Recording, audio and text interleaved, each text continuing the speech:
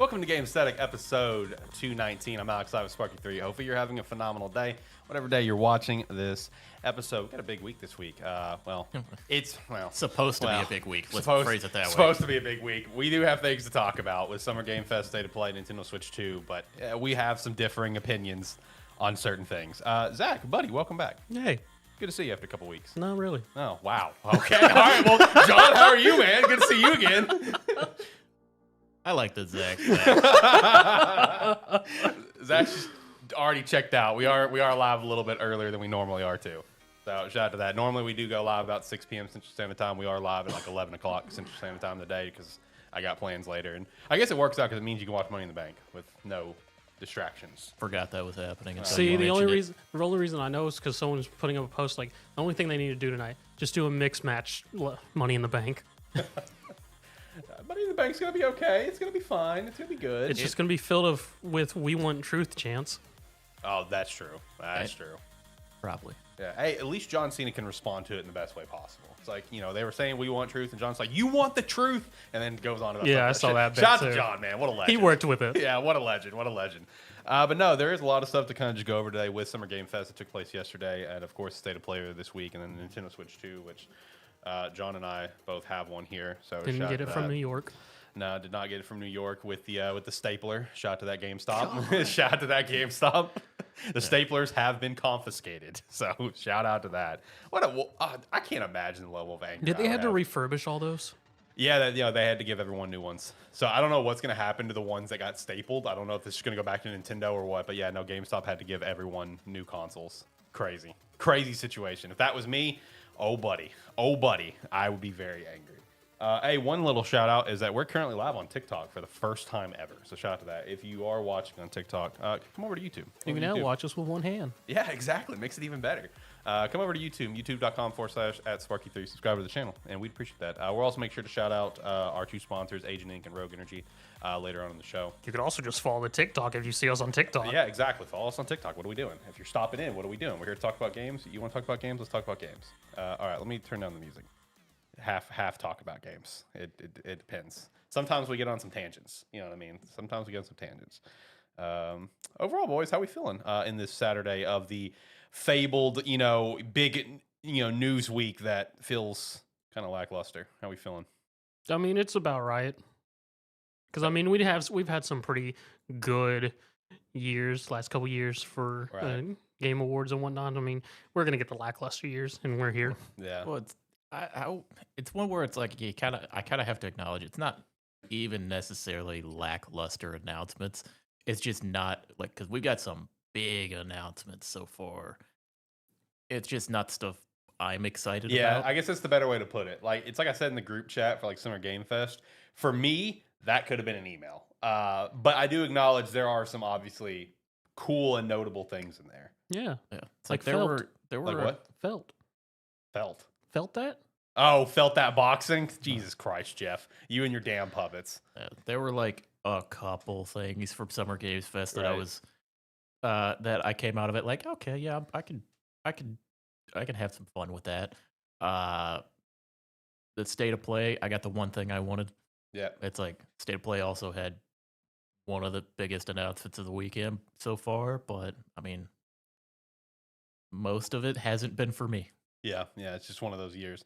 Let's go ahead and kick things off with Summer Game Fest. First off, it's way too long. I'm sorry, way too long. Way too long.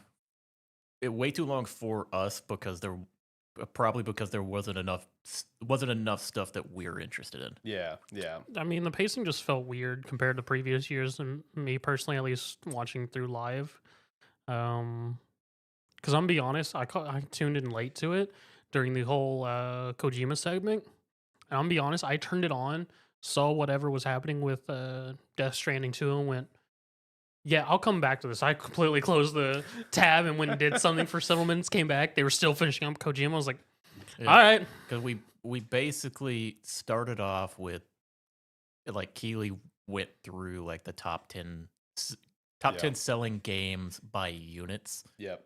On I think it was just Steam, on Steam. It was just on Steam. Yeah, That's on weird. Steam, and then because he wanted to acknowledge that half of the games were like solo or small team independent developers. Mm. So he wanted to shout that out. So it's like we started with that, then we led into the Kojima segment pretty much almost right away. So it's like the first 20 minutes of the showcase, we didn't really see anything. Yeah, like let's which see. is standard. Yeah, it was. So we got the top 10 selling games and kind of highlighting all that stuff, and then we went into like Mortal Shell 2, and then it was the quick Fortnite Star Wars Death Star event, and then it was the Death Stranding 2, which is obviously, the Kojima moment. They didn't kiss on stage, so that was disappointing.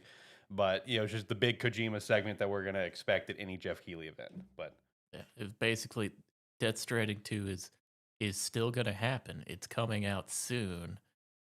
And Kojima's gonna do his own showcase to show you show you more about it. But we're gonna stand here for another probably 7 minutes. right, With the arts for your two characters, yeah, those are like two new characters that were introduced. as far as I'm aware, and that's what he made it sound like. Yep. But hey, shout out to Mortal Shell 2 though. Shout out to that. I mean, I missed that. What the heck is that? Mortal Shell, it's I think it's kind of a Souls game or Yeah. a Souls-like game more or less. with its own. It's been on it- Game Pass Yeah, for a while. it's got its own like kind of gritty, similar to Dark Souls, but its own gritty art style that it kind of goes with. Okay. I've heard about it before. Forgot there was. I think we'd heard there was a second game coming before. I don't think it was a world premiere. Yeah, no. I mean, at one point, I had Mortal Shell like downloaded to my Xbox via Game Pass. Didn't end up playing it, but it's one that's like been on my radar for at least a couple of years. It's like, Yeah. oh, that looks kind of cool. So when I saw, like, I didn't know, obviously not playing it, I didn't know what was being shown at first. But once it popped Mortal Shell 2, I'm like, oh wow, I got a sequel. I mean, shout out to that. I guess I didn't think it would. Just like Code Vein, I didn't know Code Vein would get a sequel. I'm going to be honest. That trailer started, and I was like, "Oh, Code Vein," and then I was just watching and going, "This is too anime. Maybe it's not Code Vein." Like when that popped up, Code Vein 2, I was just like, wow, I didn't think that was gonna get that. Like, it's one of those like it's got its cult following, Yeah. kind of like Scarlet Nexus, but it's just one of those that I just didn't think sold well enough where Bandai would have been willing to do a second game. Kind of like I don't think there will probably be a Scarlet Nexus 2, for example. You never know. Yeah, you never know, especially I've seen Code Vein 2, right? You never know which Code Vein. That's like that basically anime Souls is essentially what Code Vein is. With a mix of weird, not vampires, but maybe vampires. Right. But I was gonna ask of everything that came out in the Summer Game Fest. It's like instead of just running through everything real quick, what was there anything that was like your thing that came out that you were excited about? You gotta ask that. Yeah, I'm still gonna ask it, Zach. We probably know. yours. This is more of a. We could talk about the cool things to us. Yeah, right. I know Zach's is gonna be Stranger Than Heaven. That's where you're wrong. Oh, it's not? It's Scott Pilgrim EX. Oh, fair. Yeah, that's fair. By the original devs too. Shout out to Scott Pilgrim EX. Yeah, that's fair. You threw a curveball on me on that one. So, John, answer your question for me. There's nothing out of Summer Game Fest that just got me like out of my seat pumped. But there are games that like, okay, yeah, I'm interested in checking that out. Like, what would be my biggest one? Honestly, potentially Stranger Than Heaven. Now that I got to see a little bit more, I've said here on the show like I've wanted to play the Yakuza games. It's something I've really wanted to get into, and I know this is not Yakuza new IP, but like this is like a fresh start for me. You know what I mean? Going into Yakuza, like we talked about this last week when you weren't here. Like I feel like if I want to get into Yakuza, I want to get into Yakuza. Right? Okay. I want to go to Yakuza 0, kind of work my way through the series. Okay. So like this being, RGG, new IP, it's kind of a fresh start for me as someone that's never played RGG games. So getting to see like a full extended look on it looks fun. Looks like a lot of fun. That's I why. wouldn't start with Stranger Than Heaven. I mean, it's a new IP, Fresh start. It is a new IP, but it's going to be just looking at it based on the trailer. I would assume Stranger Than Heaven might have a little bit. It's going to be much more fleshed out. It looks like, especially since it's in their own new engine. Right.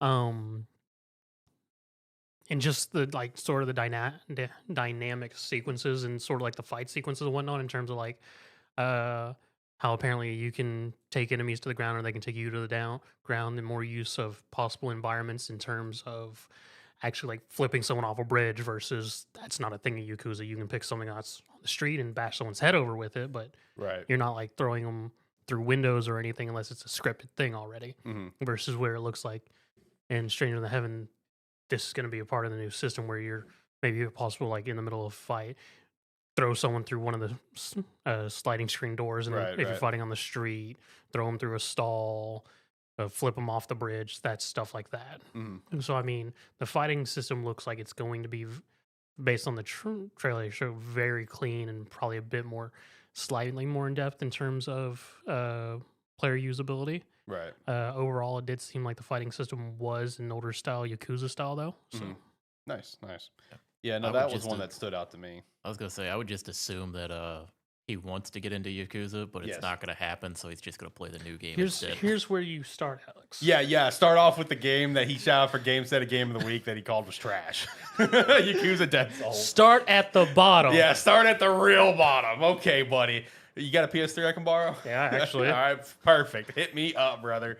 I will say that Axe of Blood game looked pretty cool as well. Like the Sifu looking like beat 'em up game. That does seem interesting.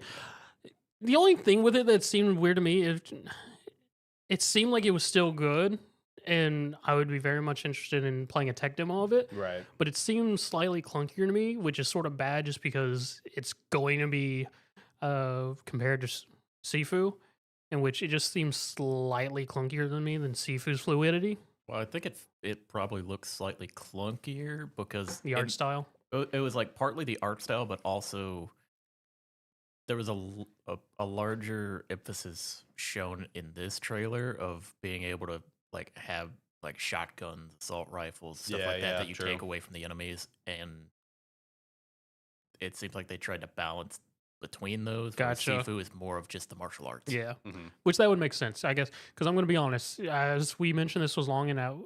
This video player was just in a screen while I was messing with Zenless stuff. That's fair. What about you? I mean, the thing I was looking forward to the most, or the thing probably that I came out of it the most excited about was the Arc Raiders release date. Oh yeah. I was yeah. hoping. It's I was 10:30, right? Yeah, I was kind of hoping it was gonna be, a shadow drop, but Mhm. we got a different shadow drop. Yeah, Yeah. Plaza P.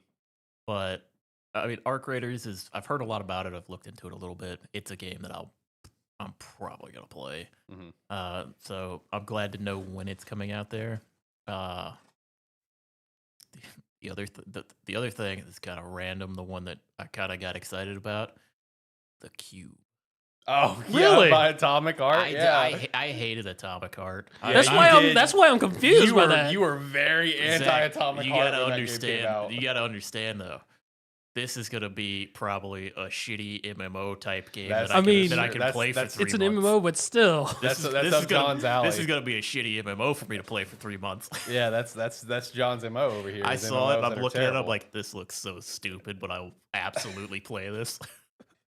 You know, the thought creeped into my brain afterwards when they said MMO. I'm like, I wonder if John's gonna play Oh, that. I'll play it 100%. Like they started showing Atomic Heart 2. I will say Atomic Heart 2 looked better than It the does. first game. It does look a lot better. I did not. I hated the first game. The first game's a bit rough, which they slightly addressed that when they were opening with how they presented it, and which the trailer for Atomic Heart 2 seemed very much more fun versus all the Atomic Heart trailers seemed very atmospheric for what the story they were trying to tell, Mhm. in which that fit the game. It was what it was. I mean, you either liked it or you didn't. Whereas Atomic Heart 2 seems it's very much, as they mentioned, it looks much more open. Seems like it's going to be more entertaining. It does sort of seem like it might be a slight continuation from Atomic Heart, from what it seemed, because that was still your same character from the first one. They just never showed his face. It seemed like. Mhm. Yeah, I mean, Atomic Heart 2 looked better than the first one. I don't know that I'd be all excited about that one, but the Cube speaks. Cube's up The your Cube alley. is the type of game that speaks to like a short 3-month stint for me. Yeah. So it's like I got excited about that because I'm like, there's 3-4 months of good playtime right there. Yep. Also, just shout out to Munfish in general because they had Atomic Yep. Heart 2, the Cube right after that, and then later on in the show, I don't remember which game it was, but they're also publishing another game like later on in the show as well.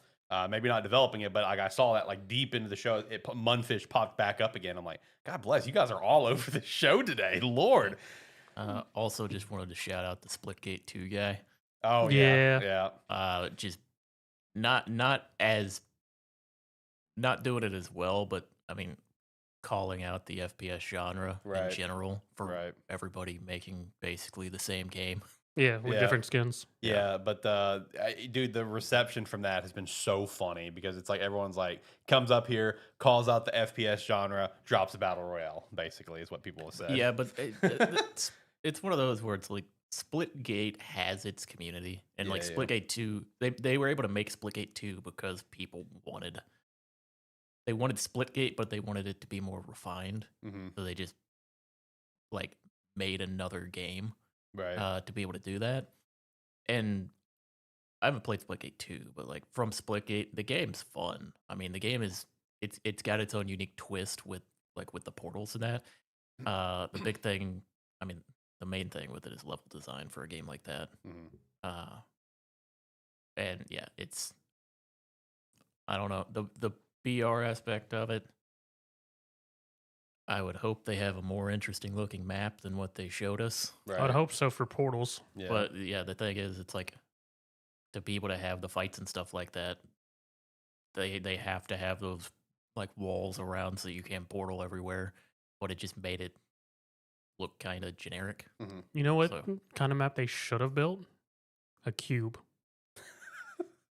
A cube would be kind of wacky with the portals. I ain't gonna lie.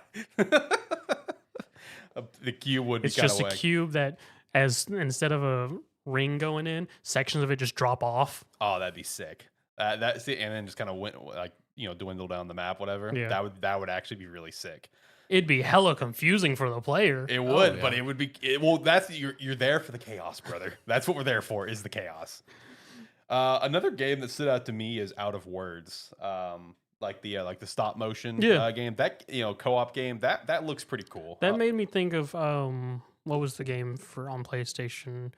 Unravel. Yeah, made me think of the Unravel. Unravel Yeah, series. didn't they make a sequel? Yeah, sequel? it was Unravel too. Yeah, that's what I thought. Yeah, that's what I thought too. Was like I couldn't remember the name, but when they started doing the gameplay, I'm like, that looks like that one game that got a sequel to like the red and the blue. Yeah. I couldn't remember what it was called, but no, Out of Words looks pretty cool. I mean, I really appreciate the games that have that kind of art style. Yeah. Like I'm very appreciative of that.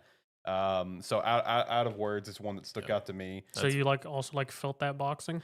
Unfortunately, yes, because it was just like as soon as he started talking about puppets, I'm just like, God bless Jeff. Okay, well, what do we got? And they started showing it. I'm like, this is like unique enough where I appreciate how unique it looks. So yes, I'm probably gonna play it. I'm gonna be honest. The people who were making that realized what they were making and fully went in with it. Yeah. And just the terms of dialogue dynamics, Yes.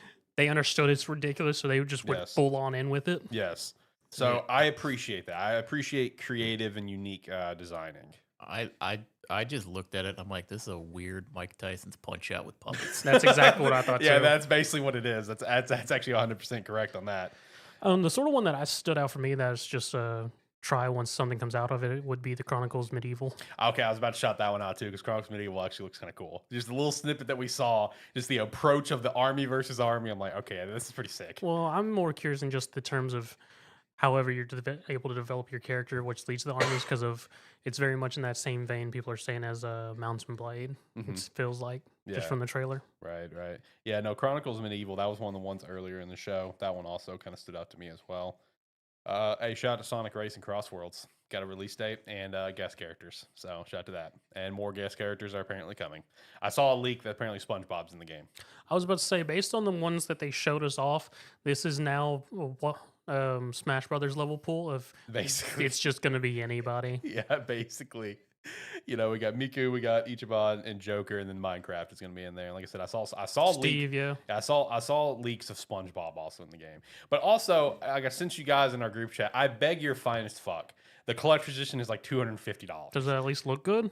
Yeah, it looks fine. It's got a pretty cool statue that has Sonic and Shadow in their cars coming out of a portal racing, so that's cool. But I'm not spending $250. Cool, but I mean it's cool. I mean, how big's the statue?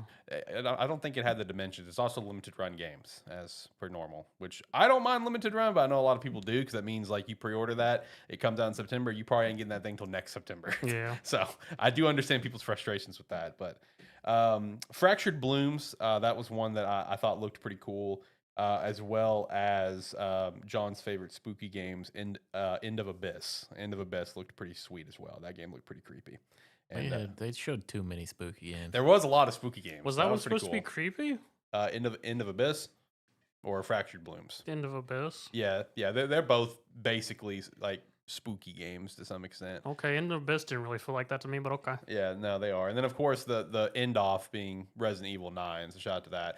And man, shout out to Capcom for just like willingly blowing money to just troll people. That's 10 out of 10. Because it's one of those things like the way that it's perceived in that moment, right? Yeah. It makes it sound like we're gonna show you at a later date. Yes. No, that cheeky motherfucker's just like, oh, just hold on a little bit longer. The trailer's at the end. Capcom be trolling, bro, and I'm here for it. I did find it. They rehired Lady D's actual actress Maggie, I think Maggie something. just to do some recording stuff. Yeah, I know, and just to really poke it in. There's like, hey, yep, we got something, whether Yeah. you believe us or not. yeah, just to troll everyone, because like, it's like literally, dude, you go on Twitter and everything. Everyone's response was, "Damn it, Capcom, you blue balled us." Like no one thought, "Oh, maybe it's still here. Maybe it's still here." Because it's like that did feel like a, "Hey, we're gonna show you at a later date. It's still cooking." Yeah. 20 minutes later. And So with a pretty close release date too. yeah, I know, in February 27th. Honestly looked incredible. Like in terms of like just the graphical Cinematics, yes. Oh my god. We got no gameplay, so I Like, can't say anything. Yeah, from just the cinematics, man, it looked insane. The RE engine is crazy. As long as we don't have to play Ethan, I'm okay with it. Yeah, I think that's a lot of people's opinion. A lot of people are just hoping that Leon's gonna be the secret main character of the game. See, a lot of people's things I've seen memes are just people like, Capcom talking to Leon. No, I'm not going back there. We're not going back to Leon. No, I mean RE Requiem. I mean, it did look pretty cool. People are actually really hoping that Grace Girl is going to be the main character because she's Yeah. actually, from what people have dug up, a child of a character from Resident Evil Chronicles, the games that don't usually get mentioned. Yeah, it's like Resident Evil like Outbreak or something. Yeah. Is what her mom's from. So yeah, no, right now Grace is perceived as the main character, but a lot of like apparently like rumors and theories that Leon will be the actual main character. Or That's at least people's hopes. he'll be in the game. You know, that is what everyone is kind of hoping for. But either way, We all get the cool. rug pulled and it's Ethan again for the Oh, third yeah, time. Right. Another Ethan game. So shout out to that. Everyone get ready for Ethan. Yeah, he's coming back once again. Let's see. Some other ones just to shout out is the new Game of Thrones game, War for Westeros. Let's see, and then on the list that I've got, I think the only other one, I think it was the last thing on the list that I have, because I've got all the showcase notes. So we kind of hit all the ones that I deemed like these are the big ones, right? Is there anything else from the showcase that really stood out? There's a lot of follow-ups. I was gonna say we just briefly mentioned it as kind of a one-off, but Liza P. Overture got not Shadow only dropped. shown off again, but then shadow dropped, so it was available. Right. Which Because it's technically a DLC, isn't it? Yeah, it's a DLC. Yeah. Yeah, it's a prequel DLC. Which is still wild with how much it changes the combat system from what it looks like. Oh yeah, but I don't know that I don't think there's much else from the showcase. Yeah. All I At can least feel for me. A lot all of follow-ups. All I can feel with Liza P is like, if that's the Overture's a prequel to what led to Liza P, is like, how'd you forget to use all these other weapons, bro? Right. Yeah, knocked out. You wake up on a train, remember? I mean, I do know that. You're in like a chair, like you just got done being a druggie in a train car. Yeah, maybe it's all a dream, Zach. Let's see. Going through the big Did you ever list. finish Liza P? No, it's downloaded on my Xbox to go back and play again because I didn't get very far the first time I played it, but I've wanted to go back and play it for a while. Especially now that you're more into Souls games. Yeah. I don't want to go back to Liza P just because I really don't want to beat my head against all the like 4-phase bosses. Oh yeah, I'll get to do it again, Yeah. or I'll get to do it for the first time now. Yeah. Yeah, I'm probably gonna. Well, I'll probably do that soon if there's not like anything big coming out. Let's see. Just kind of shouting off some from the big list. Hey, shout out to Troy Baker, that guy's and everything. He's now confirmed for Mouse PI for Hire, which I still think that game looks really cool. It does look good. I'm looking forward to playing that. A couple more characters for Marvel Cosmic Invasion with Rocket and She-Hulk. Got another Onimusha trailer, the new one that is. So shout out to that. Killer In. That seemed kind of interesting. 24-player multiplayer game using social deduction skills. So. That one's gonna be wild. Yeah. Let's see. Playtest for Chrono Odyssey is later this month. Shout out to that for anyone who wants to check that out. I did forget about that game. Let's see. Nicktoons and the Dice of Destiny actually looked kind of fun. Very quick snippet of gameplay, but like with it being just Nicktoons, I can imagine it being kind of a grand old time. One that's personally stood out for me was the Plague one. That was done by the Guacamelee developers. Oh. And Nobody Saves the World. Because I love both those games, so I'm probably gonna enjoy their third one. Right. Deadpool VR. That made me mad. I think everybody got mad Yeah. because of Keely's comment. Yeah. The Yeah, Silk the Song. Silk Song too. Instead of showing the Silk Song trailer, Yeah, it show shows- this. Like the fact that it's a VR game is, I think, what really kind of further drove that needle for that comment. Where I've it's just seen like, a lot of comments about the line in the trailer too, where it's like, Insomniac or Spider-Man gets Insomniac, and I get this. Yeah. That shout out. I imagine the game's gonna be fun, but it's a MetaQuest 3 game, exclusively on MetaQuest 3, by the way, so it's not even on PlayStation VR 2. So it's just all right. We're already setting that game up for failure, so that's cool.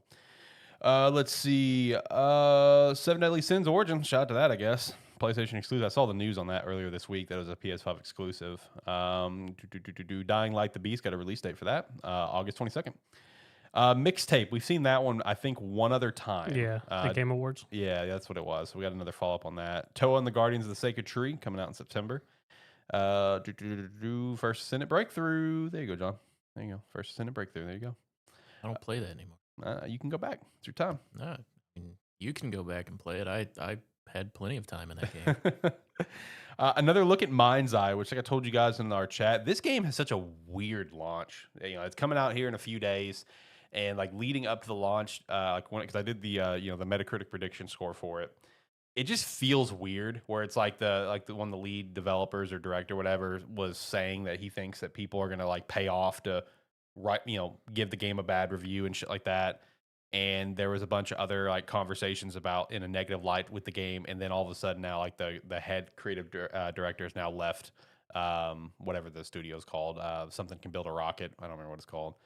It's just a really weird launch because like the creative director, like I said, this is like the guy that I think led GTA 3, Vice, and San Andreas.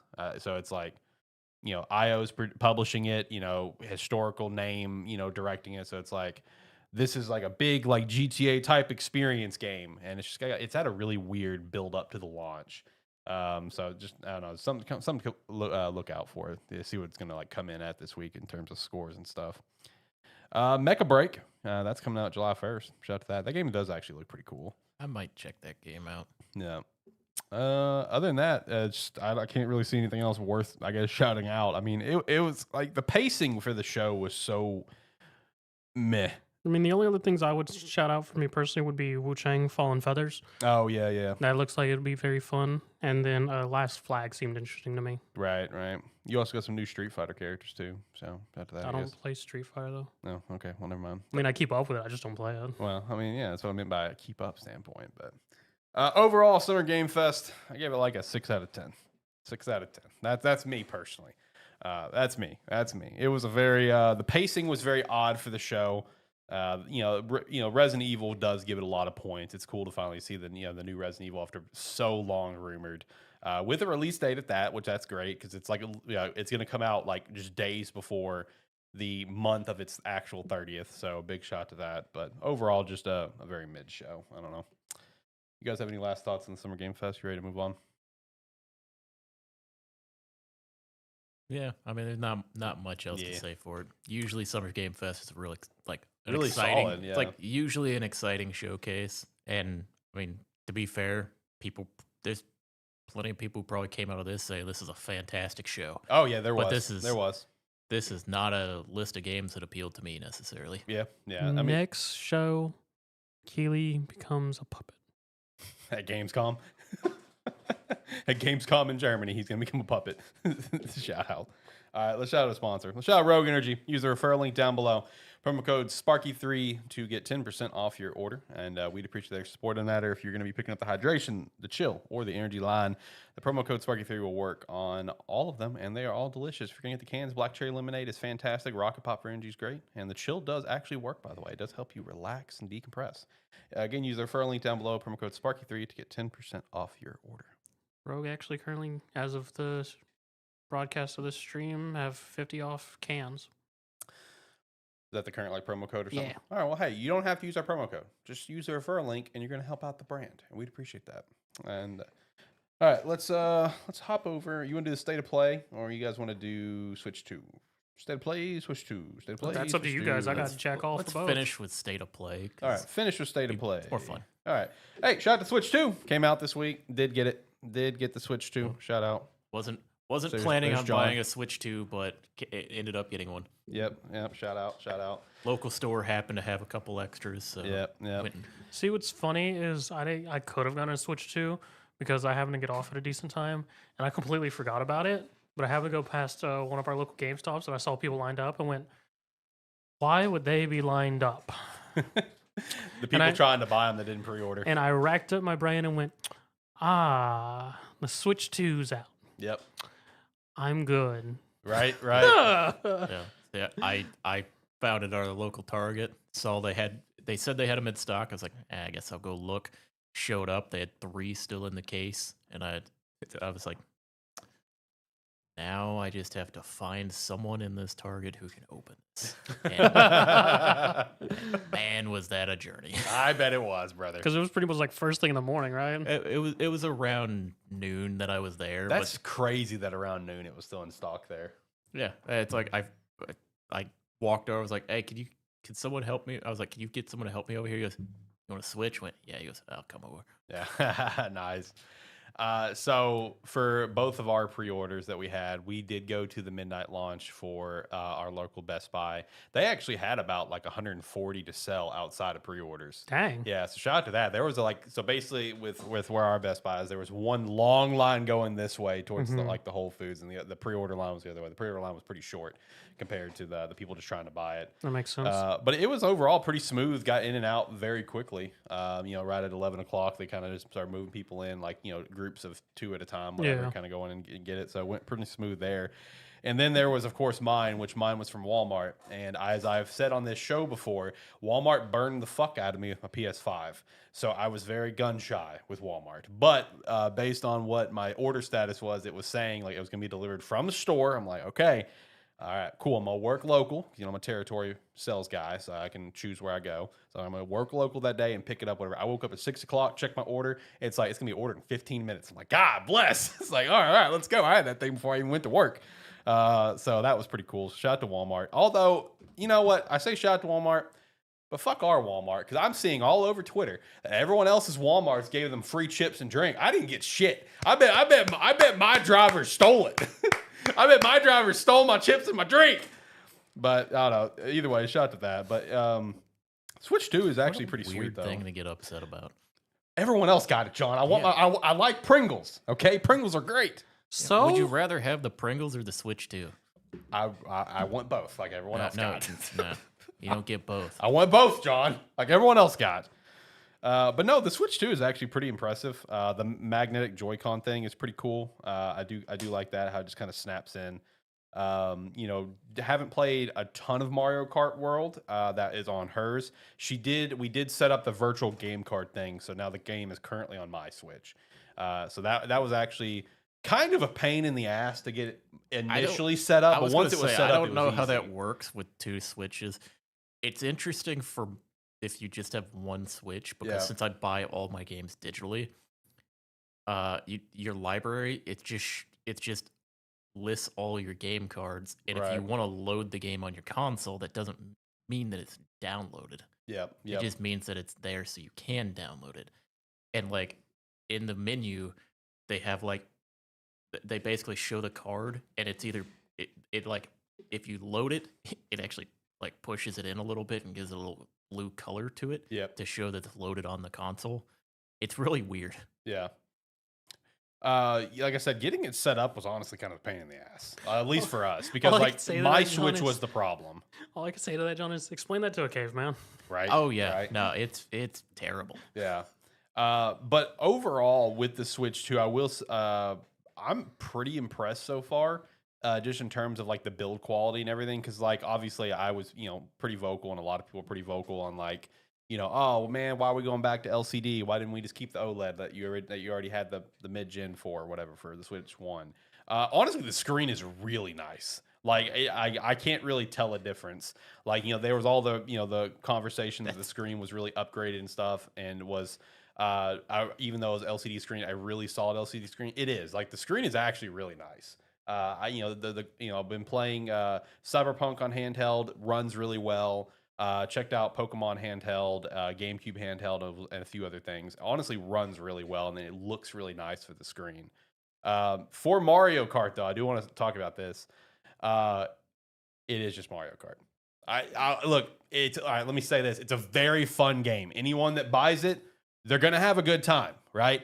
Like let's say you guys come over for like a Halloween party or whatever. We play on some Mario Kart. You guys both are gonna have a fun time. But I'm telling you up front, it's not $80. I can't justify like why did this increase the gaming industry price point. It's not there. Like the free roam stuff, I mean, it's cool. I played it for a little bit last night. There's little challenges you can go do, and riding around the map is very relaxing. I will say that. It is a very relaxing experience. So that was nice for me yesterday, because I was digging up trees in my yard yesterday. So that was nice to kind of sit down, relax, drive around the map, do some tricks, go do a couple challenges. But like it's one of those things where it's like I saw someone, I think it was actually Beat 'em Ups. I was watching his video on Mario Kart World, and something that he said he kept trying to justify to himself about the $80 price tag is that maybe it's like a Tears of the Kingdom situation where they're withholding something big from you, because the depths were completely withheld until the game came out. No one knew about the depths until the game came out. So it's like maybe it's like that. Maybe that's why it's $80, and maybe there's something else they haven't showed us. And that's not the case. It's just Mario Kart, guys. It's like I've said, based on all the reviews. I don't know. They withheld the 18-wheeler Rampage. All right, let's call. Well, that is true. I did do that last night, but that's not $10 upgrade now. Let's calm down, buddy. But like, look, all the progression that we see of the game, like the grinding, the open world elements, and everything, right? Look, that's the natural progression of Mario Kart, in my opinion. Where else are you gonna go? You got to keep in mind, yes, we have Mario Kart 8 Deluxe for the Switch, but what is Mario Kart 8 Deluxe? It's a upgraded port of a game that came out on the Wii U in like what, 2013, 2012.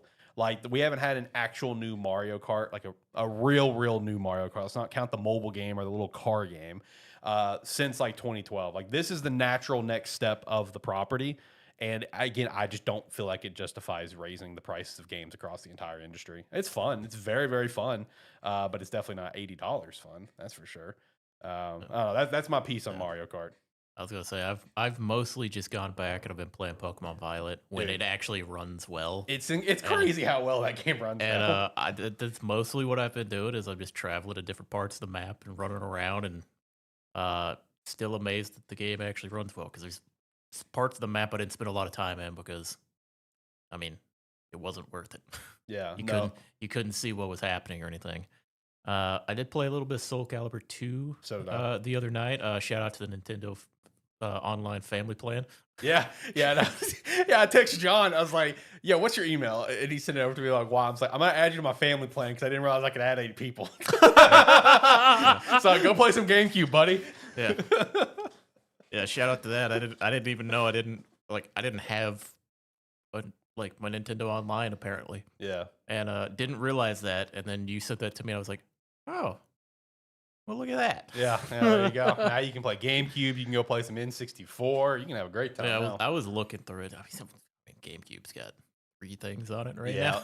And honestly, I thought there was going to be more. I swear to God, I thought Path of Radiance was one of the 3. I guess they made like a last-minute swap between Path and F-Zero. Yeah. Because I thought F-Zero was supposed to be the 4th game. It's F-Zero, Wind Waker, and Soul Calibur 2 right now. Yeah. That's all there is. Hey, 3 great games. So here's my real question. I'll both talk about Mario Kart. Did you pick up I didn't play Donkey? Mario Kart. Oh, Donkey Kong's not out yet. Is it not? No, it's July. Uh, If Donkey Kong would have come out day one, that'd have been a lot better for the console launch too. Because yeah, that's what I was thinking. Because that was Yeah. the only reason I would have picked up a Switch 2 was to do the Donkey Kong. yeah, it's next month. It's July 17th. Which I do have that pre-order and I will be picking it up. The launch lineup for the Switch 2 it's fine. Because the biggest thing about the Switch 2 is it's fine because realistically, you're just going back to a lot of games, to see how great they look or how great they run, that's what a lot of people are doing. To be fair, the only games I have installed on my Switch 2 now, I re-downloaded a couple games, and it's just games that I want to go back and play. Yeah. That my Switch in particular didn't run hardly anything well. Right. But so it's I got a few games that I'm gonna go back and play. Yeah. And that's kind of the verdict that I've seen online is look, anyone that tries to say that the Switch 2 has a phenomenal launch lineup, that's just a delusional take in my opinion. Because it's I feel like any new console that comes out, if it has backwards compatibility, yeah, you're going to want maybe go check out some older games to see how great they look. I've definitely done it. But with the Switch 2, if you're completely leaning on your entire launch catalog being going back and checking other games, then realistically, you don't have a great launch lineup. You got Mario Kart World, great game, phenomenal game, got a 92, 91 on Metacritic, well deserved, great game, well built game, fantastic. But if that is, that's kind of it. You got Rune Factory, shout out to that. Apparently, it's doing extremely well. Christina's having a blast. And then you just have ports. You got Nintendo Switch 2 edition of both Zeldas on the Switch. You have Cyberpunk port. And there's a few other kind of new games here. They like Fast Fusion, for example, new entry to the Fast franchise. But how many big launch titles do you have? Oh man, Nintendo Switch 2 Welcome Tour. Which also shout out to that. Apparently, that game is a lot deeper than originally perceived. But you also have to to complete the game, you have to buy all the accessories for the Switch 2. So it's you got to spend the game is $10, but then you got to spend another $100 plus to buy the camera and this and that just to do everything in the game. What the fuck? Hello, Skylanders. Basically, what the hell, man? But no, a lot of people I've seen go back and test out games. I've seen people go and immediately jump on Scarlet Violet for very justified reasons. I've definitely seen a good handful of people go check out Hyrule Warriors Age of Calamity because of how bad that game ran. And with games, even the first Hyrule Warriors Definitive Edition, because it's with those games, their uncapped frame rate, which kind of screwed things over for the Switch 1, but now with the Switch 2, it's oh wow, the game can actually run steady. So I've seen a lot of that, but man, if that's what you're leaning on for your launch lineup, it's a launch lineup. Me and John both got the Switch 2 for similar reasons. To go ahead and get it done. Yeah. That's it. Just to go ahead and get it done because we know we're going to want it for Pokemon Gen 10, for Pokemon Legends ZA, I was whatever. going to want it in a couple months anyway, so why not get it out of the way? Yeah. That was basically my mindset. It also helps that I've been playing a lot of Switch recently with 100 line. I got really hard into shiny hunting on Scarlet, which I'm going to have more fun with. Already got a couple shinies the other day. So I'm having fun with it. That's kind of, I've been running around in Violet, and I'm maybe I'll just Find shiny. It's maybe it'll just be something where it's it's the evening time, throw a video up on my PC or something and just do a little shiny hunt. Yeah, just have a good time.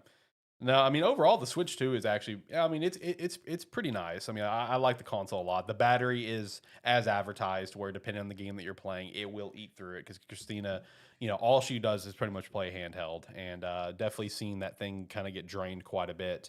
Her hopping on Rune Factory, Guardians of Azuma, whatever. Or Ozuma, I think is actually how they pronounce it in the game. But overall, it's cool to go ahead and have it. Donkey Kong Bonanza next month, July 17th, is the next thing to really kind of get excited for it. But if you got the Switch 2, let me know your thoughts on what you think of it so far and just the future for it. Overall, pretty solid. Can't wait to see what all is to come to GameCube. We already got the first little batch of stuff we know is coming. Fire Emblem should be right around the corner, which that's really exciting. But I'm just kind of curious how deep in that catalog they're going to go, because it's not a big catalog, but Lord have mercy, is that GameCube catalog amazing. There's a lot of great games in there, so I am looking forward to seeing what all they're going to do there, and just going to keep having fun with it. I know I'm going to be definitely playing some 100 line today, which doesn't really test the Switch 2 at all. I've been trying to avoid playing it because it's That's not gonna show me anything new. You know what I mean? Why? It's a fun game. I mean, it is, but like I've been trying to avoid it because I've been wanting to actually test the Switch too. There's nothing there to test. Yes, there's a lot of things to test. You gotta test the Switch too. The battery, how well it performs handheld. You know how certain games play. There's a lot of things to test. No, Go get a Port of Crisis. Oh, well, calm down. That is true. I should get all three. All three Crises on the Switch, brother. Yes, they are. I should get all three. You got him over here talking about, oh, you gotta test this, you gotta test that. I'm like, I just been playing Pokemon. That's testing the console because Pokemon ran like shit. Well, yeah, but I mean, after 30 seconds of playing it, you go, oh, it runs good now. Dude, that's your test. Dude, the moment you get in and immediately just mount and you're like, oh my God, that was so quick. Oh my God, I'm moving around so fast. I forgot every button imaginable on it. I played it for an hour and just figured out how to boost. Right. I think the Switch 2 is cool. I also think the Switch 2 is cool. I'm glad that I have it. Go ahead and get it kind of knocked out and get ready for Pokemon Legends ZA now. And whatever else is coming out, like a new 3D Mario and obviously Donkey Kong, which I'm very excited for Donkey Kong next month. So a new Mario Party. Oh God, yes, give me a new Mario. Although they got that new expansion to Jamboree, I'm just upset that it's all like camera and voice based. I'm like, I'm not buying that. I'm not buying all this stuff to play I that. have plenty of time with the voice commands in the GameCube. I'm good.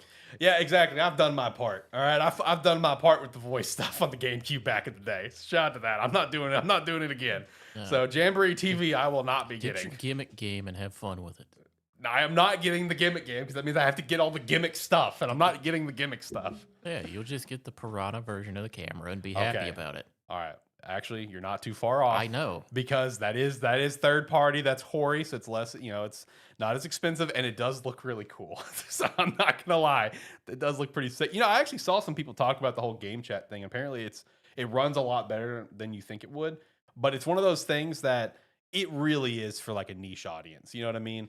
Because it's like there is appreciation to it where you can be playing it and like playing Mario Kart with your friends and like someone like hits you with a blue shell or a red shell or whatever. And like you can see them laugh on the camera. There's appreciation to it, So like I'm glad it's there for the people that are going to use it. You know what I mean? Like that's going to be a great family thing. Family that don't, live in the same state or in the same area, like that's one of those things that, like if that was there during the COVID era where Animal Crossing ran wild and everyone was playing it with family and friends and stuff, game chat would have been fire there. So I mean, I'm glad it's there. Probably will not be using it, but I'm glad it's there for everyone. But no, the Switch 2 is cool. Shout out to the Switch 2. Let's also shout out some merch. Let's shout out Agent Inc. and our personal shop as well. Use the referral link down below. Head over to Agent Inc. and buy a jersey or buy a hat. Buy the trash can hat. Who wouldn't want to rock a trash can on their head? Or go over to sparky3shop.com and pick up a hat over there like the We Have Hats hat. We also have the Bee, the Lonely Boy, and our own personal logo. So you can hit up either or, and you're going to be supporting the brand. And we're going to be appreciating that support. All right, let's go back. All right, boys, it's state of play time. State of play. Cool, I didn't watch it. I know It you is didn't. the much better showcase that happened. Hey, the biggest thing that come out of it, baby. Digimon Storytime Stranger. Let's go. Well, that's our personal biggest. That's our news. personal There's biggest. a much. I was about to say. That's our personal biggest. We did get Digimon Storytime Stranger release date 10/3. Very excited about it. Won't get to play it. I will be leaving that day, but I will get to play it a couple weeks after. They do have a collector's edition for it. It's like $200 on Bandai's site. Comes with a Jupiter Mon statue. Looks pretty sick. Plus, like all the Ultimate Edition pre-order bonuses. Blah blah. It does come with a physical game. Big shout out to that. Love that. Yeah, very expensive collector's edition. Yeah. How much? It's like 200. Well, it's 250. Yeah, 250. It's Yeah, 250. It's the same as the Sonic Racing. That's fine. Yeah, No. but by the time you get shipping taxes, everything down with that, you're paying over $300. Yeah, it's over. for Because it. I already went and checked it out. It's over fine. 300. No, it's Yeah, not. it is. No. Yeah. You're not gonna No. buy it anyways, Zach. You want to bet? He would buy it just to spite both of us. Let's be honest, he would. No, I buy it did. and I'll just swing over there and go, let me borrow that disc real quick. Right. No, I did buy the Ultimate Edition. The Ultimate Edition is also up for pre-order. It does come with a physical game. It's 120. I had like $80 in rewards on like my Amazon credit card, so I just used that and just paid the rest out of cash. I was just like, okay, easy, let's do it. The probably the actual biggest news to come out of the State of Plate though is the Marvel Token Fighting Heroes Yeah, game. yeah, facts, The facts. 4v4 Arc System Which is Works wild. game, which they started when the trailer started. I saw Arc System and I went, "Oh, what do we got here?" And then then you see like Cap Shield. I'm like, "Oh, these crazy bastards." Yeah. What really threw me off with it was they did the whole Japanese voice actors. Yeah. And to find that, first off, the fact that it is Arcworks working on it is amazing. Oh yeah, no, that game is gonna be fantastic. But yeah, the entire time I was like watching it happen. I'm like, these crazy bastards are actually doing it. The fact that they're making a 44 is also wild. Yeah, no, the game looks incredible. I think the entire fighting game community is kind of going crazy over it right now. Yep. Mhm. Yep. Yeah, I did a follow-up video of the things that stood out to me from the state of play, and I did shout out the way I put it as someone that does not play fighting games. I'm excited for this because I'm excited to watch this one from afar because it looked really sick. I'm just really bad at fighting games, but I'm excited for the competitive scene for this game because obviously big name behind it, and then it being Marvel and just how great the game looked from a gameplay standpoint. Honestly, really impressive. This was definitely like the standout announcement of the show for sure, and probably I wouldn't even say probably. It's easily the second biggest announcement of the whole week so far, only behind like Resident Evil 9 in terms of like gaming industry, standpoint. I mean, it is an incredible announcement. Great way to end off the show. I'll definitely say that. Marvel, Token Fighting Souls looked incredible, man. The art style was great. The character designs look great. That's gonna be a banger. I'm assuming that's gonna be one both of you are picking up like day one. Which one was it? The Marvel game. Oh. Maybe not day one. Oh, really? It's like I I'll mean, probably pick it up, but it's Yeah, like, I'll pick it. Fighting games usually, unless it's Tekken, I'm usually not day Yeah. one. That's Yeah, fair. you got to remember, I love fighting games, but I'm the guy who watches fighting Yeah, games. you're like me right now. No, I actually watch fighting games. Well, I know. I will tune in to fighting. Damn, games. John. Yeah, you're the one that watches every second of Evo. So shout out to Yeah, that. I like watching fighting game tournaments that I haven't found the fighting game that makes me want to like really jump in yet. Soul but- Calibur is mine. But yeah, no, that game looks fantastic. There you go, Alex. What do we got here? Shadow Labyrinth. Collector's edition. Shadow Labyrinth Collector's Edition. Shout out to that. Anyone that does not know what Shadow Labyrinth is, it is the Metroidvania like Pac-Man dark gritty game. Looks like a pretty sweet collector's edition. Bandai Namco store exclusive. Got the nice shadow box, art journal, collector's box, space game. Does have a physical edition. We love that. It's only $100. Look at that. And that is coming out next month. 18th. Shout out to Shadow Labyrinth. I'm excited. Also, I joined the waitlist for the Time Stranger Collector's Edition. Of course you did. You bastard. No, seriously though, Time Stranger's trailer looked incredible. Oh yeah, Oh my god, I'm so excited for this game, dude. Digimon Story Time Stranger game of it's the getting year. a bigger push during these showcases than I expected to see. Yeah. No, just the general hype around Digimon in general right It's- now is it's- really high. It's weird. The last few games that have come out have been like, You gotta be a fan, like kinda you got to thing. be a fan to even realize that it's been shown. right, And this one is getting like kind of put front and center, right, which right. is weird. Yeah. No. What'd you guys think of this 007 First Light? I actually think it looked really good. I didn't watch it. I thought it looked actually really sick, dude. I mean, I liked that it was a It's like nice it's been blend. shown everywhere. It was like I literally have not seen it I don't. because they didn't show it They- off in Keeley's. It just showed a promo art. Oh, I thought they showed that. Yeah, they showed I must promo. have seen it again at the IOI interactive thing. Yeah. No, I mean, I thought it looked great. I thought the initial trailer at State of Play was like a nice blend of the cinematics plus gameplay hints. I mean, I think it Yeah. looked incredible. From what it kind of looks like, Zach, somewhat Hitman-ish, with James Bond. So Okay. somewhat Hitman-y stuff with maybe more exploration to it. Mhm. I would assume so, seeing as Bond isn't really known for being a killer. You know, he shoots a lot of people. Yeah, and it's it's a prequel game. It is him entering into the agency? agency before he it's like his origin story of entering the agency before he has 00 status. Oh, so it's before Connery. Yeah. Interesting. Yeah, it's So like what? So he's just 7. no, he's just James Bond. Oh, so he gets a name, not just a number. Yeah, this is before he has any number. The trailer starts with them looking at his file Gotcha. and bringing him into the program. Gotcha. No, that one looked great. Another one I was curious, I guess, on your thoughts on since he didn't watch it. What do you think of the leadoff game Pragmata by Capcom? I was late to the show. Okay. I thought it looked really sick. I haven't looked at it. I've thought it seen the looked word sick. Pragmata. I don't know what it is. It's like a sci-fi action adventure, like RPG. It looks really cool. I'm pretty sure that also is Troy Baker. Troy's and everything. But like that was the first question I asked when I watched. Like, is that Troy Baker talking? It's like, God bless, this guy is in everything. But no, it actually looked pretty cool. That's one that's going to be on my radar for next year. I don't think, did they get a release date, or is it just next year? As I said, it was just next year. Shout out to Final Fantasy Tactics as well. Final Fantasy Tactics finally got its big reveal for the remaster that's been long rumored. So shout out to the fact that it's also you can swap between playing in the updated art style or the original. Hey. Yep. So that's going to be a good pickup on that one. Yeah, I've never played Tactics. Always heard great things about it, so I'll be picking this up. Silent Hill got its release date. Silent Hill looks incredible. Come on, John, play it. Wait, which Silent Hill? Silent Hill F. Yeah, Silent Okay. Hill F. Yeah. No, it looked incredible.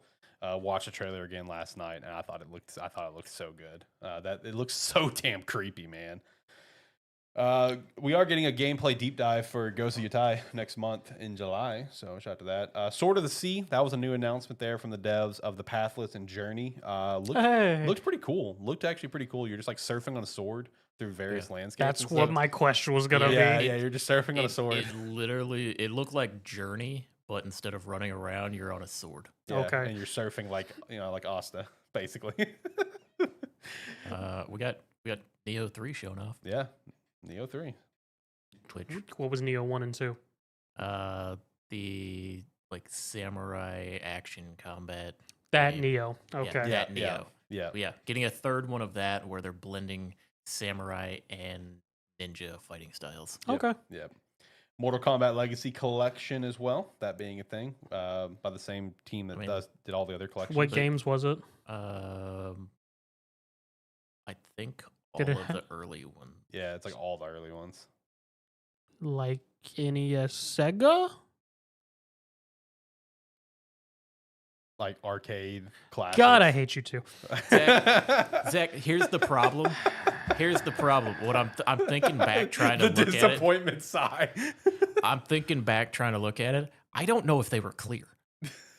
They had one screen that showed like 5 games that were going to be in there, but I don't know if there's more. Yeah, I was trying to think back. I'm like, I don't remember what they actually said was going to be there. I know it's like 1, 2, and then after that, I don't know. That was a part that I was not watching, so my bad. I saw that it was a Mortal Kombat collection, and I went, "Oh, cool! They're doing a collection for Mortal Kombat." And then I kind of looked away until I heard it, like, move on. Yeah, because I was like, I know what they're talking, or I know this is just another collection that people love these collections. yeah. Sea of Remnants is one that looked pretty cool as well. Like open world, like narrative RPG, choices matter. A lot of companions to meet kind of thing. There is multiplayer elements, there is PvP elements, but it feels kind of Sea of Thieves to an extent, with some elements to it. Oh, that was that one. Yeah, this is Sony Sea of Thieves. Yeah, that's basically. But they have Sea of Thieves. No, yeah, but we were making a Sea of Thieves before you gave us Sea of Thieves. Basically. But it looks damn, like, except for the art style, damn near the same thing. Yeah, it really does. It really does. Did someone in the Sony team go, we got Sea of Thieves now, what are we going to do about this project? Put it out anyway. Change the art style a little bit. That's it. Get it out the door. That was pretty much top to bottom in terms of the biggest announcements, at least in my opinion. After that, you just got like a lot of follow-ups for some stuff. I mean, hey, we got everybody's. We got new Hot Shots Golf. Before there's actually a lot of people happy about that. What do you got against Hot Shots Golf? Have you ever played it? No. They're fun. They are fun. There's actually a pretty good community. That's Did not think I'd be 2v1 on this right now.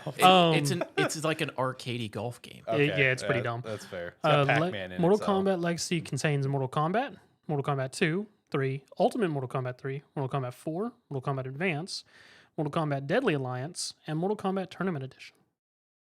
There you go. Good little collection there. Shout out. Shout out to Mortal. Shouting out, I guess. Good as time as it is, shout that out as well. Sony's making their own fight stick. Oh, yeah, they are. Yeah, they are. Are they making a revolution with it? It's got Sony on it. Yeah, it was a very quick trailer, man. It was very basically, quick. Zach, it's literally just Sony showed off a fight stick and said, hey, we're making a fight stick. Yeah. It'll be available eventually. That was basically all that All right, happened. cool. Thanks, Sony. It was super quick. The time I see literally anyone bring that to a tournament, I'll be like, oh, damn. Yeah. It's like how much they pay you to bring that. That's what it looks like. That is shit. It might be really good. I mean, the buttons and stick probably will be nice, but in terms of design, it's pretty low on the bar. Well, they're making a fight stick. It's also Shout going to out. be the Sony brand to it, so it's going to be about twice as expensive as any normal good fight stick. Right. Let's see. Is there anything else from the rest of the state of play that you guys want to shout out? Bloodstain looked pretty cool. Delta Snake Eater. Oh yeah. Got to follow up on that. We already got the release date recently, but Yeah. we've got to follow up on it. So I assume you would like to mention Astrobot. yeah, the five new challenges, plus the DualSense is returning, and apparently the DualSense is returning with a new twist. So it's going to be a slightly different DualSense than the one they sold. I don't know. Astro what plays you now. right. No, I would like to get my hands on that DualSense. So I'm glad it's coming back out. There was one game that was interesting. It's not a game I'm necessarily interested in, but it was a interesting looking game. That was Romeo's a Dead Man. I was curious what that was going to be because I had saw a feeling someone was going to shout that out. I saw the name of it. I was like, that's intriguing. What's the context? I forget entirely, but it starts out with it's like a kind of cinematic-y trailer where the guy Romeo walks outside, gets attacked by something, Mm-hmm. and they stick him with a thing that like turns him half like cyborgy, so he's like dead but being kept alive. Okay. and then I guess he like fights off monsters and stuff. I don't remember. Basically the gist. Yes, Yeah. that's about the best way you could possibly explain it. The intro to it leading into the gameplay didn't. There seemed to be almost no correlation to it, Okay. but it was an interesting like concept. All right. If you want to see Juliet, you're going to have to fight these monsters. No, that was one of the lead-off games. Actually, I think that was like the Alright. second. That was like the second game shown. The first game shown was like it's like just like a Tetris game, right? That Luminous Arise? Yeah, it was like a Tetris. The music was great. Music was fantastic. When it was leading into it, I'm like, damn, this is some good music. What are we So, doing? question, what is Tides of Tomorrow? Now that's a good question. I looked that up earlier. What was it? Tides of Tomorrow. Seeing as it's wanting to compete with release date as Resident Evil 9. True. Well, no, Resident That's by Evil Deep 9 Silver came and a couple THQ days Nordic. later, Zach. They They didn't know it at the time. I mean, they did it, but. So, I guess technically Resident Evil was to compete with them, huh? Yeah, they're like, who can we beat? It is a multiplayer game. Shout out to that. It That's is a survival. It is a survival game. Oh, Tides of Tomorrow. Is this the one that I'm thinking of? Is this the one where it's the multiplayer game? Yep. Where, okay, you don't have to say, you can wait until I say something else for you to say, yep. Is this the one where it's different paths, but you can see the paths that other people took? Yes. It's basically, there's levels with multiple ways that you can go. Okay. And different things will happen, but it's kind of like Bloodstains Yeah. in like Dark Souls and that, where you'll see like a ghost image go a certain direction and you can see what happens to them like seconds before you have to make the choice. Gotcha. Very interesting looking game. Probably not. And you said it's a survival game? That's what it's listed as when you look it up. Yeah. I can only picture you're choosing that. You're choosing your path, and you just see a shadow. What just happened? Zach, there was a moment in the trailer where there's a Y path split. Yeah. And you see the ghost run off one direction, and the guy turns left. He turns left. Two guys round the corner and just knock the shit out of him. It looked very chaotic. I'll definitely say that. Yeah. It looked like sections of it are like pretty fast paced. You're trying to get away from people, and like trying to pick the right direction or trying to react fast enough to be able to get through it. Okay. Seems interesting. I may look into it. But beyond that, I don't know if there's anything else to shout out for the State of Play. I mean, State of Play was better than Summer Game Fest. I'll definitely say that. That's the first thing they'll say. But it had some cool stuff. I mean, the biggest thing is I had my Digimon story Time Strange, and that's all I need. I guess the only other thing that I guess people might have been interested in is there's a Thief VR game. Oh yeah, Legacy of Shadow. People might want to play that. I mean, the only reason I say that is I think VR people are kind of they'll take anything. Yeah. Anything that comes out, they're gonna get. I bet they are pumped as hell for Deadpool. I'll tell you that. All I can ask, was there any limited edition controllers shown off? No. No, just the announcement just that the Astro Bot one. controller was shown and said it was coming back. Yeah, Okay. that's it. So nothing else, You unfortunately. gonna get it? I don't have it, so maybe depends on when it comes out. Yeah, just sometime later this year is all they said. And with the new levels, they didn't reveal like any new bots that were coming except for the protagonists from Ghost of Yutai. They just said the other characters the other bots they're gonna have are gonna be surprises. So either way, it's cool to see that game still getting support. It's a great game, fantastic game. John, you should keep playing. I know you won't, but you should. As John said, no, Astrobot. David John. Buddy. I knew that was coming, but David John. As John said, I'm just not a fan of platformers. Found that out. I just borrow games from Alex and hold them hostage at my place. Yep. Basically. Well, the Tears of the Kingdom one. I've offered to give you some of these games back. The Tears of the Kingdom one, I really don't give a shit if you keep that or not. We already, because like that, I already had, that's my third copy. We had 3 copies, right? So I really don't give a shit if you keep that one. Astrobot, I will need back eventually for to play the levels, and I know she wants to play it eventually.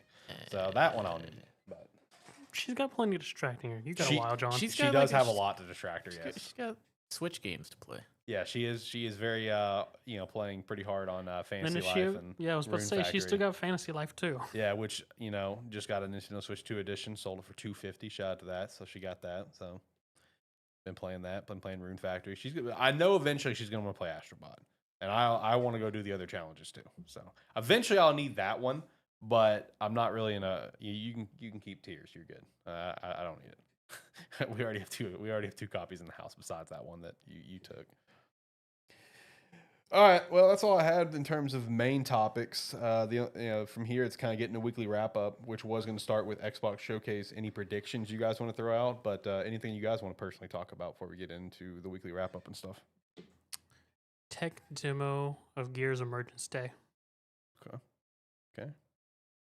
Was that at the State of Unreal? No, that's my prediction for the Xbox. We're jumping straight into Xbox predictions. You just said, is there anything you want to talk about? So I just threw that out. All right. Well, let's go into Xbox predictions, buddy. So tech demo for Gears of War E-Day. That'd be pretty cool. I hope I imagine there'll probably be a spot in there for that Gears of War Reloaded. That'll probably have a spot in there. But I would like to see something E-Day. But is it too early or not? I hope not. They showed it off at Game Awards. So if they gave us like some sort of tech demo or something, it would just keep people interested. Right. Persona 4 Remake's going to be there. That's pretty much a lock at this point. Apparently a new Spyro's in the works, and that could be there on tomorrow. Spyro 4. Shout out to that. I don't know, man. So far, Why would it everything be you've Spyro messaged 4? That's what the rumors are. I have no clue either. So far, I said the same thing because there's a lot of Spyro games. Alex, so far, everything you've said is a rumor that's supposed to happen has not happened. Hey, I've got some hits. Let me go back and look at that yearly predictions list. No. I'm saying so far this week, everything you've said is rumored that is supposed to be announced. That's not true. Hasn't happened. Hey, I was already ahead of the game on Lies of P and Jurassic World. Thank you. I was already ahead on those 2. Were you? I was actually. I was ahead on the game on that on Monday. I just didn't shout it out, but I was. I mean, where's the proof? You picked the Lies. In my head. You picked the Lies of P, which is probably the most obvious one, and then the Jurassic World, where nobody gives a shit. Yep.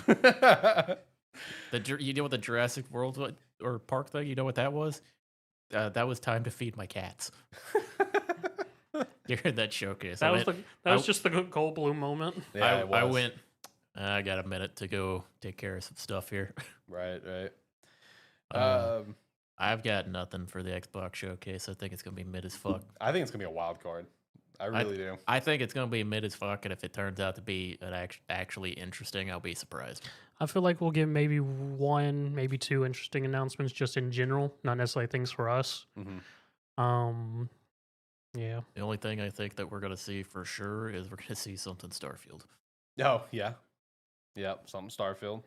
Probably some ESO as well. Probably something Fallout 76. Maybe something Halo Infinite. Maybe just like some small like thing some update they got coming out or something along those lines. I'm not sure. Oh, they may have a spot for Zenless since Zenless just came out on Xbox. Oh yeah, you're right.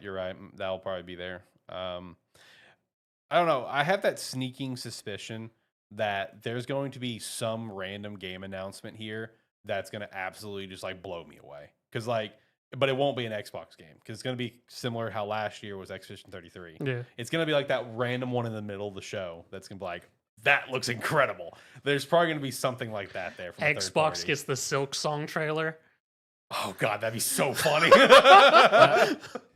It won't even be Xbox at this point because the first time in like a year and a half that we heard news, Nintendo gave it to us. Yeah. Right. It's gonna be Nintendo that reveals it. Right. Look, it's got to come sooner or later because, like, in like August or September, I can't remember when, Silk Song's gonna be playable at a museum in Australia. Yeah, like it's coming at some point, like some sort of trailer for Silk Song. It would be funny if Xbox got. Oh, there will probably be a Black Myth spot since Black Myth is now officially confirmed to come to Xbox here soon. So Black Myth will probably have some sort of spot in the trailer, which I think it had one last year and even the year before. So we're just rehashing it, I guess.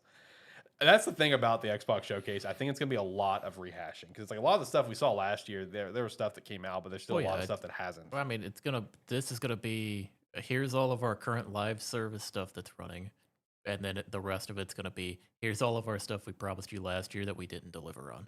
And here's our Xbox Indie Showcase. Basically, State of Decay 3 will probably be there. That was there last year, still hasn't come out, so I can imagine that'll probably be there. Since they just delayed Fable, I'm not convinced we'll see something Fable here.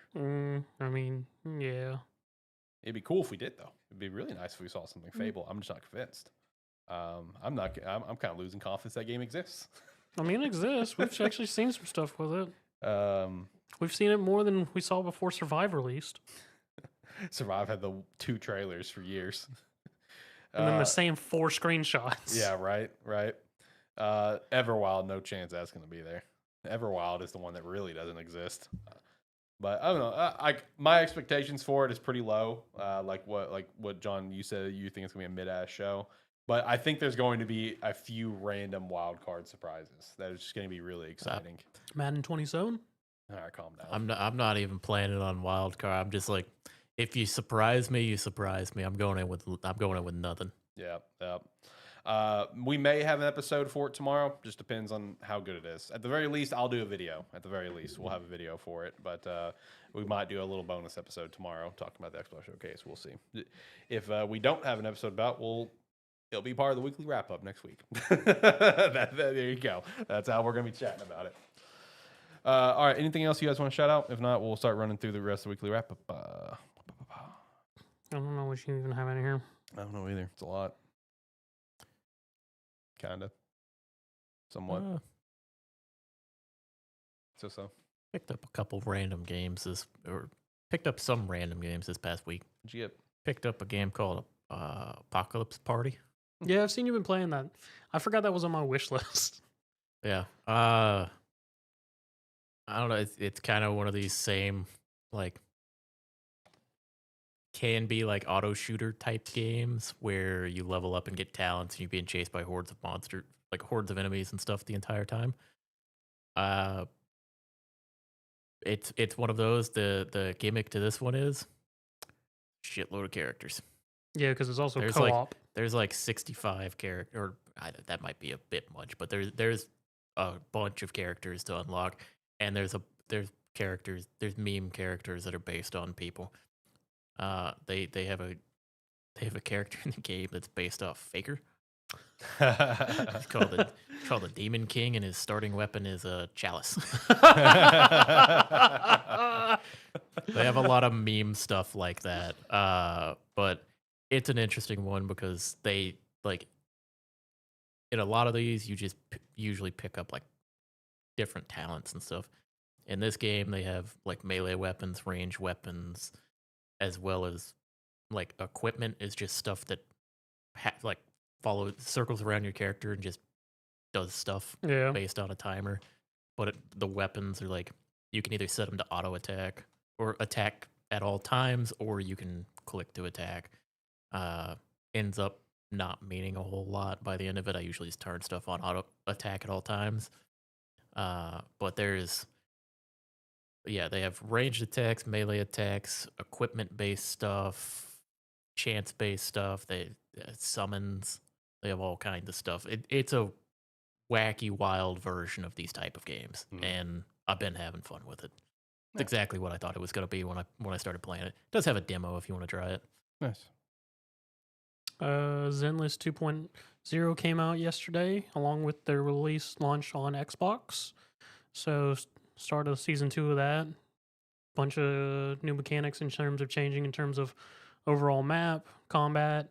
You have a whole new hub area, so a bunch of different changes in there in terms for like daily stuffs and whatnot. One of the first S rank characters got a complete overhaul, which people were asking about, and which an interesting thing. Not only did they remake her character build, they even gave you a switch where if you, for some reason you preferred her older playstyle, you can still do her older playstyle. So it's not just a complete flip, which is very rare in these types of games. Usually once there's characters remade, it's just that old playstyle's gone. Right. So yeah, been having fun with 2.0 so far. Nice. Other than that, I've been playing still a lot of 100 Line Defense Academy. Have you got past the prologue? The standard story, yeah. Okay. I'm way past that. Nice. I keep buying new games and trying out new games and stuff that I've kind of stalled out on 100 Line. I keep trying to get back to it, but I keep playing all kinds of random games. I'm playing new games constantly. I'm trying to get back to it though. I want to get back to it. Yeah, I'm only halfway through the prologue. So what, you're on day like 60? Yeah, actually, yes. I think I'm on like 59. Yeah, I'm right around there. So I'm only scratching the surface of the damn prologue of the freaking game. 100 Line was interesting. Has been interesting, especially finishing up the standard route. There's a moment where your character says something that tells you something in that game, and as soon as I saw that line, my brain did like a Sherlock moment. I went, "Mother!" I had a few of those. I'll be honest with you. Like, obviously, I don't know the full. Okay, I know at least one key element of the story that I just unfortunately found out. And the moment I saw it, I was just like, "Son of a!" It was in front of me the entire time. So I'm kind of upset I got spoiled on that because everything else is a mystery to me. But I have no doubt. Is it something you've already experienced in the story? It's something that has been constantly hinted at, but I have not got this story reveal yet. Okay. Yes. Because it's probably the only one that caught me. Okay. If it's the one I'm thinking of. Yeah. And I'm back behind where he's at now. Yeah. Yeah, I know you are because I can see your achievements. You just picked up B Squad. Shout to B Squad. Yeah.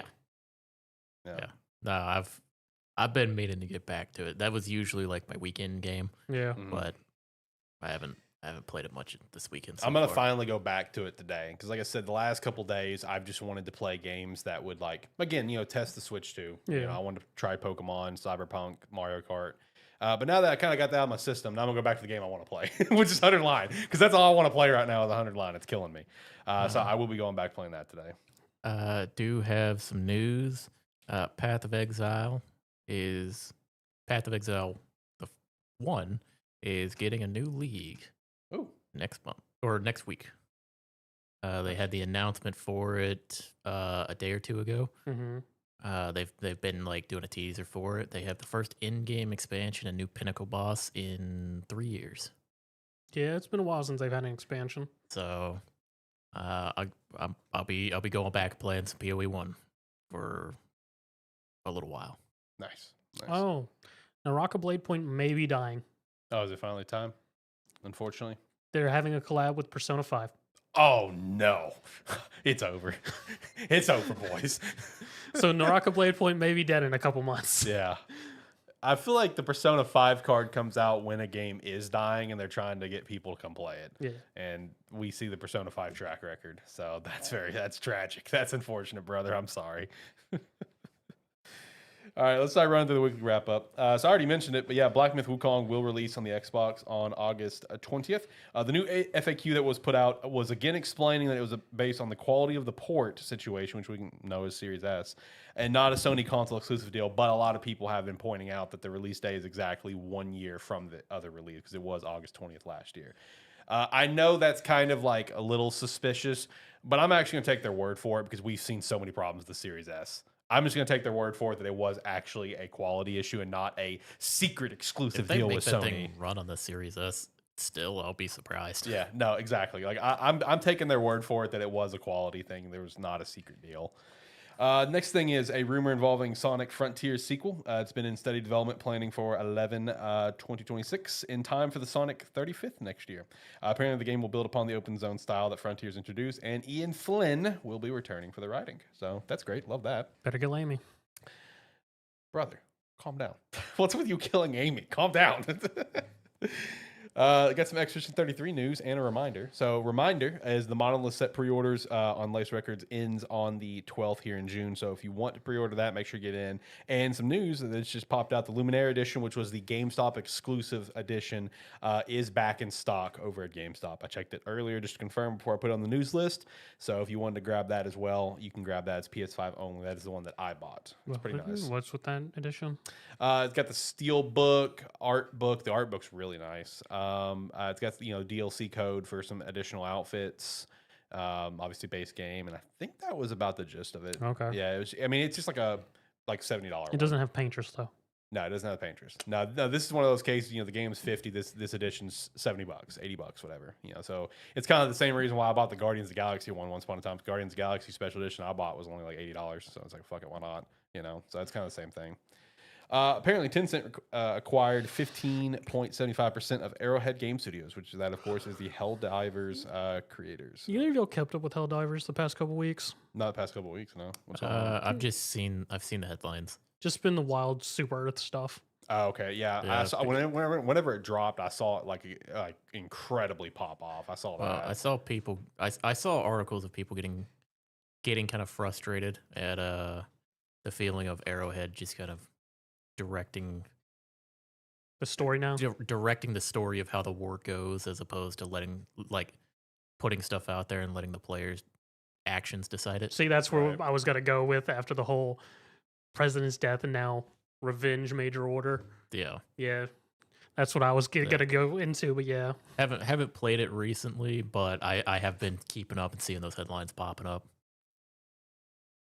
Let's see. Next thing, there's a report that Xbox-related layoffs are going to be happening soon. Apparently, by the end of the month. This is per Tom Warren with The Verge. So that is something to unfortunately keep an eye out for. The name Xbox PC has started showing up in more third-party retailers.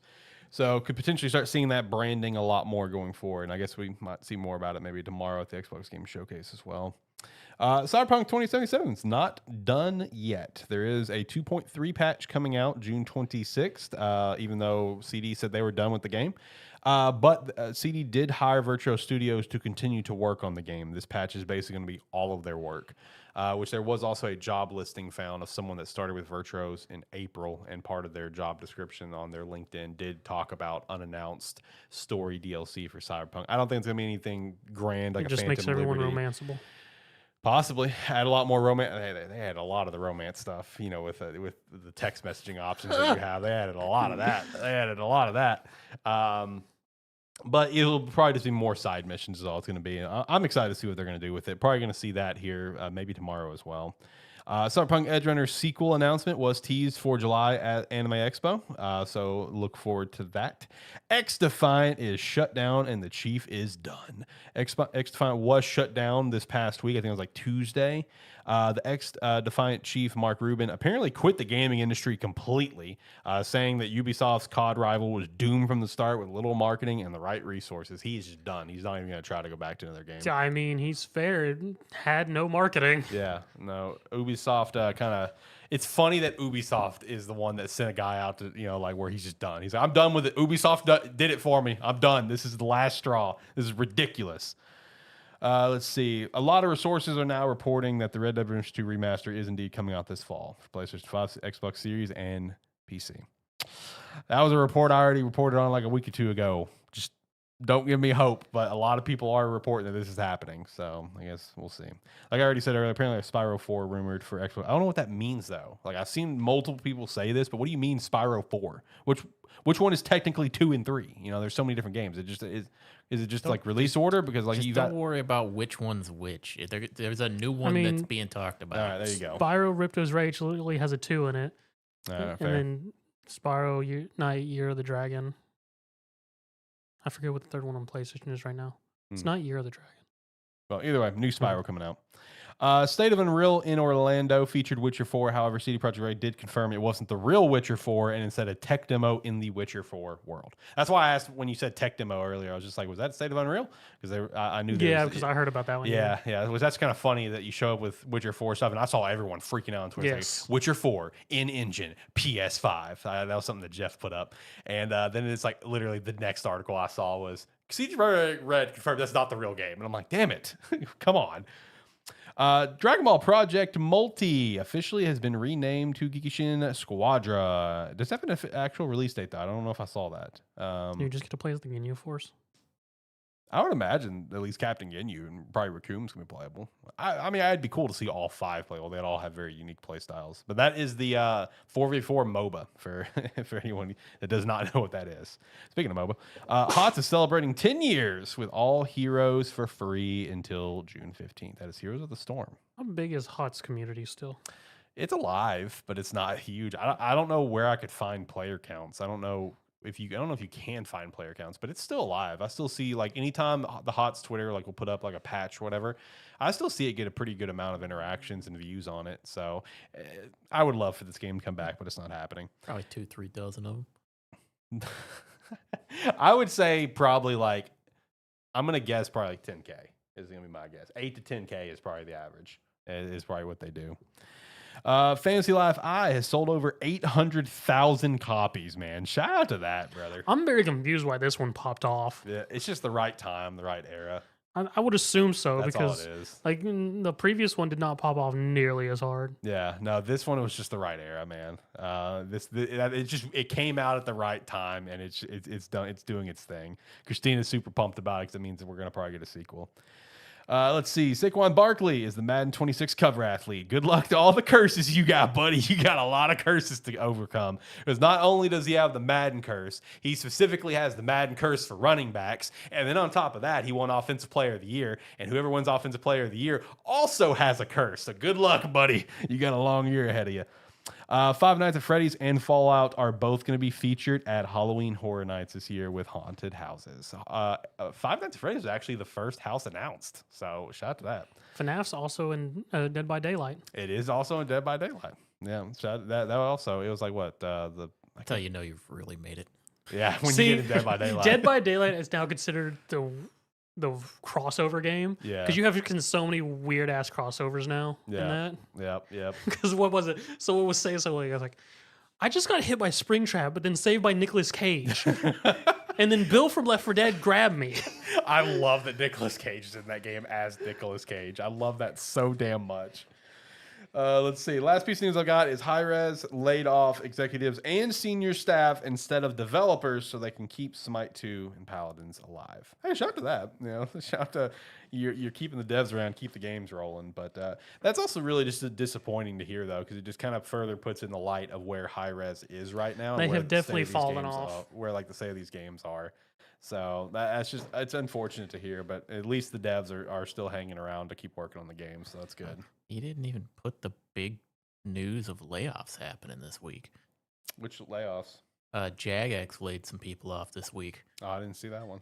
Yeah, they laid off some of their team to they said, I think they said along the lines of like to help with communication and consistency through development of future content.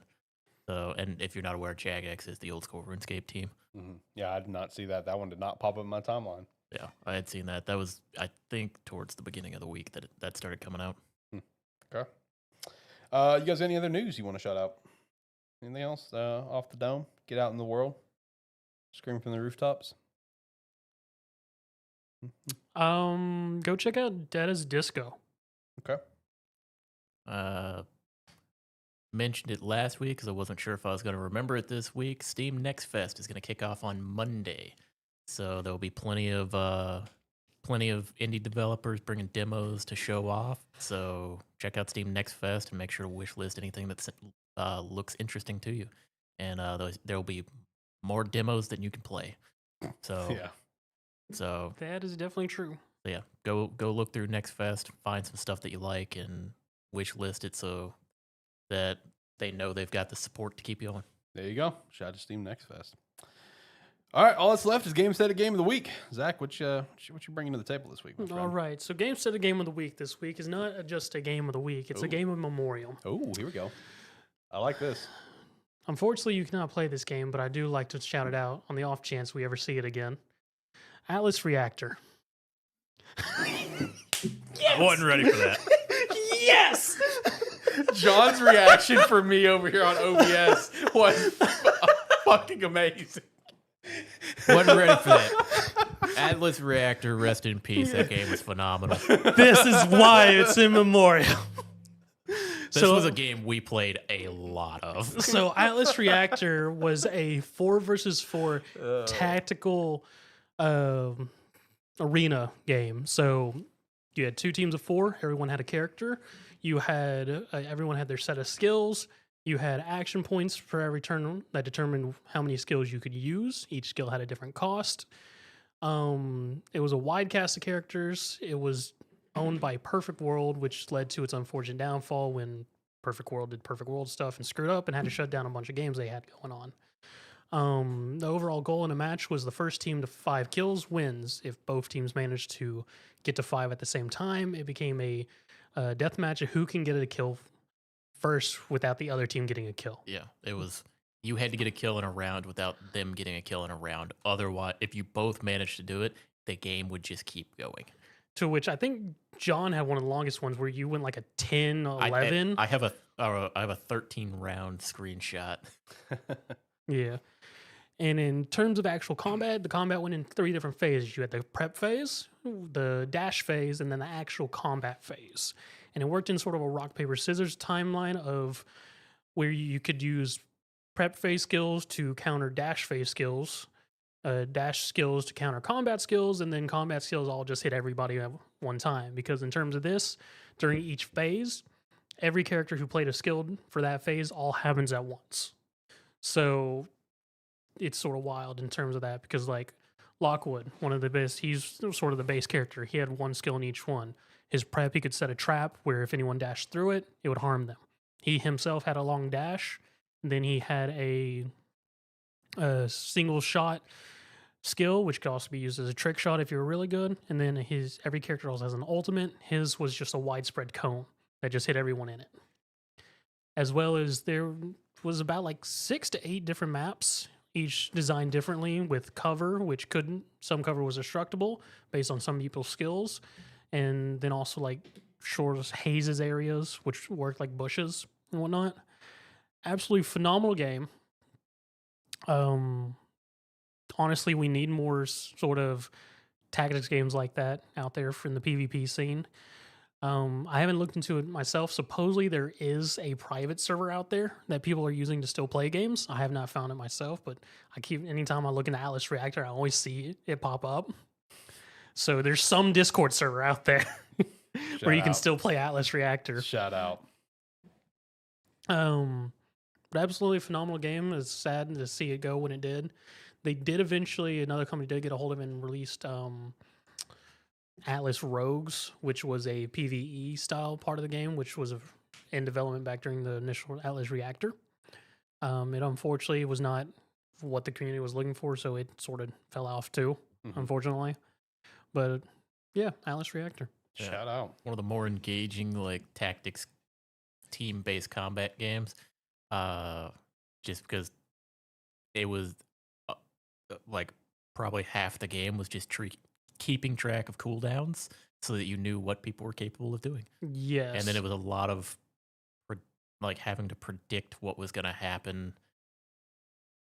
kind of just based off of the map layouts and where people actually could go. And sort of understanding what every character could do, because that was sort of the wild thing of just having to have knowledge of what all characters did on the maps to be able to do your counters and whatnot. Still, one of my favorite features was every skill a character had also had a taunt animation, in which they would play before the skill activated, and it would be just pop up on everyone's screen, so everyone had to watch it. I don't remember the name of the character that I played, but it was probably the most, might have been the most I've ever connected with a character where I was just like, there is no doubt this is the character for me. Zuki? Rocket Launcher Girl? No, it was the Pup? I think the fish guy. Oh, the Surgeon General! Yeah, surgeon. Where it's like he would. It's I like, can't remember his name. That was just his title. Yeah, I remember like his ultimate was like it was like a heavy prediction because it was like just a big AOE whirlpool that you would drop down, and it was like one of those things where I would always taunt before. I was like, yeah, I've got you. See, my favorite was my character Ellie, her stupid drone thing, because I managed to get a final kill in the game with that dumb drone. And her taunt for it's amazing because this drone is you set it up on a turn before, and then it just sits there for 3 turns till you activate it, and then goes off. So it's literally a wild guess. And her taunt for it was, she just shows on the screen with little buttons like, when you least expect it, bye bye, and press the button. I got a last kill. The entire chat erupted with just laughter because everyone's like, that's very unfortunate. All right. Shout out to Atlas Reactor. Gamestetic Game of the Week. Rest in peace. Yeah, I can't wait to go and get that Gamestetic Game of the Week video done. I'm going to make sure to highlight John and we'll spit up his water because like the view for me was fantastic. I just wasn't ready for it. The view for me over here was great. Watching it on OBS take place. All right, let's hit the music and let's get out of here, boys. Go around the room. Like, comment, subscribe, rate, whatever your platform allows. Let us know how you thought of these week's shows and what games you're looking forward to now. Yeah, do everything he said and more. And if you like what you saw here, we usually do these live streams every Saturday about 6 p.m. Central Time. So come check us out then. Like I said earlier, we might be live tomorrow for an Xbox show. It's honestly just, it depends on how well the show is. At the very least, we'll have a video. So if you could subscribe to the channel, be a friend, tell a friend, follow us if you're watching over on TikTok. We'd appreciate that. If you're also watching on TikTok, make sure to just head over to the YouTube channel and subscribe. We'd appreciate that. Make sure to also check out some Rogue Energy and Agent Inc. as well. Join the Discord, be a friend, tell a friend. And if you want to support us, the Patreon is a great way to do so. But yeah, drop a comment down below on what you think of the Switch 2, Mario Kart World, State of Play, Summer Game Fest, any predictions for the Xbox Game Showcase. And I will respond to your comments. Have a great day. Bye.